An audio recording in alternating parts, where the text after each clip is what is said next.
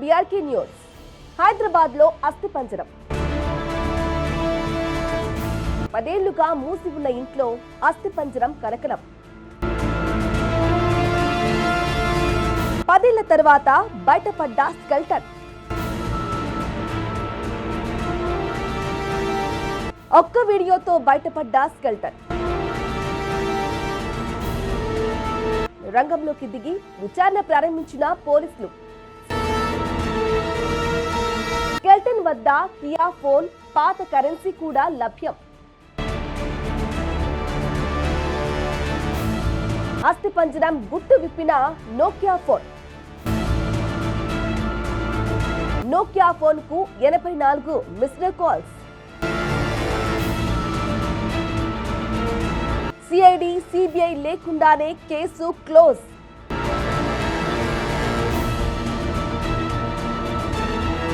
నిజానికి ఆ స్కెల్టన్ మగన ఆడన? హైదరాబాద్ లో కలకలం రేపుతున్న అస్థిపంజరం. అవును, హైదరాబాద్ నాంపల్లిలోని ఓ పాడుబడిన ఇంట్లో అస్థిపంజరం కేసు సంచలనంగా మారింది. ఇటీవలే ఓ వీడియోలో బయటపడ్డ విషయం తెలిసిందే. అయితే ఆ అస్థిపంజరం చుట్టూ నెలకొన్న మిస్టరీని ఛేదించింది. కానీ ఆ మిస్టరీని ఛేదించిన మాత్రం పోలీసులు గాని, సిఐడి కాదు, సిబిఐ అంతకన్నా కాదు. ఒకే ఒక్క ఫోన్ ఛేదించింది. అవును, నిజంగా ఒక నోకియా ఫోన్ ఈ మిస్టరీని గుట్టు బయటపెట్టింది. మరి అంతా ఏం బయటపెట్టింది? అసలు అస్థిపంజరం నిజమా లేక బొమ్మనా? ఒకవేళ నిజమే అయితే ఆ అస్థిపంజరం అక్కడికి ఎలా వచ్చింది? ఆ వ్యక్తిది ఆత్మహత్యనా లేక సహజ మరణమా? ఇప్పుడు తెలుసుకుందాం రండి.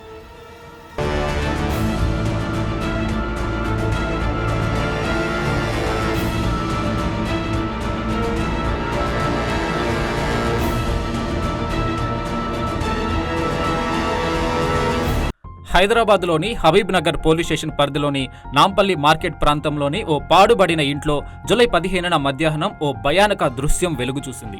స్థానికంగా ఉన్న యువకుడు ఒకరు తన మొబైల్లో తీసిన వీడియో వైరల్ కావడంతో ఈ అస్థిపంజరం విషయం వెలుగులోకి వచ్చింది. సమాచారం అందుకున్న పోలీసు ఉన్నతాధికారులు, ఫోరెన్సిక్ బృందాలు, క్రూస్ టీమ్స్ రంగంలోకి దిగాయి. రంగంలోకి దిగిన పోలీసులు అస్థిపంజరంను ఫోరెన్సిక్ పరిశీలనకు పంపించి ఆ ఇంటిని క్షుణ్ణంగా తనిఖీ చేశారు. ఇంటికి తాళం వేసి ఉండడంతో దాన్ని పగలగొట్టారు. ఇంట్లోకి అడుగు పెట్టగానే ఓ మానవ అస్థిపంజరం కనిపించింది. దీంతో స్థానికులు, పోలీసులు కంగుతిన్నారు. అయితే మానవ అస్థిపంజరం లభ్యమైన ఆ ఇల్లు గత 10 ఏళ్లకు పైగా తాళం వేసి ఉందని స్థానికులు పోలీసులకు తెలిపారు. లభ్యమైన మానవ అస్థిపంజరం పురుషుడిదా, మహిళదా అని పోలీసులే అయోమయంలో ఉన్నారు. సౌత్ వెస్ట్ డీసీపీ చంద్రమోహన్ ఆధ్వర్యంలో మానవ అస్థిపంజరాన్ని ఉస్మానియా మార్చురీకి తరలించారు. కేసు నమోదు చేసుకున్న పోలీసులు దర్యాప్తు చేపట్టారు. ఆ ఇంటి యజమాని వివరాలు కూడా తెలియాల్సి ఉంది. ఆ ఇంట్లో ఒక పాత ఫోన్ పోలీసులకు చిక్కింది. పోలీసులు ఆ ఇంట్లో సెర్చింగ్ చేయగా ఓ పాత నోకియా ఫోన్, మంచం దిండు కింద కొంత పాత కరెన్సీ లభించాయని పోలీసులు తెలిపారు.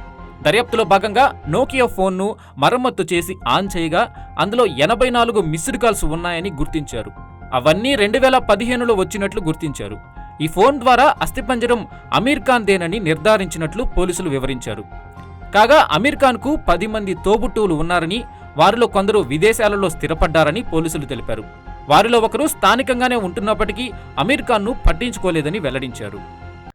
ఇక మరో విషయం ఏమిటంటే అస్థిపంజరం చుట్టుపక్కల ఎలాంటి రక్తపు మరకలు కానీ, పెనుగులాట జరిగిన గుర్తులు కానీ దొరకకపోవడం పోలీసులకు ఆశ్చర్యానికి గురిచేసింది.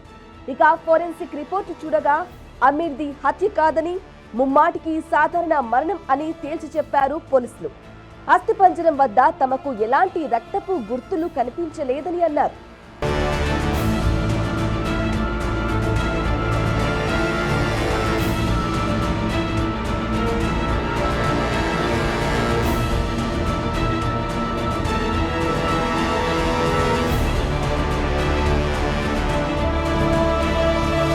గత 10 ఏళ్లుగా అతడు ఒంటరిగా ఉంటున్నాడని, కుటుంబ సభ్యులు అతడికి దూరంగా ఉంటున్నారని, చనిపోయిన విషయం కూడా వాళ్లకు తెలియదని పోలీసులు చెప్పారు. ఈ అస్థిపంజరం అమీర్ది అని అతడి తమ్ముడు షాదాబ్ అస్థిపంజర అవశేషాలపై దొరికిన వేలి ఉంగరం మరియు షాట్ల ద్వారా ధృవీకరించాడని పోలీసులు తెలిపారు. అది కూడా దాదాపు 10 ఏళ్ల కిందే అమీర్ చనిపోయి ఉంటాడని పోలీసులు తెలిపారు.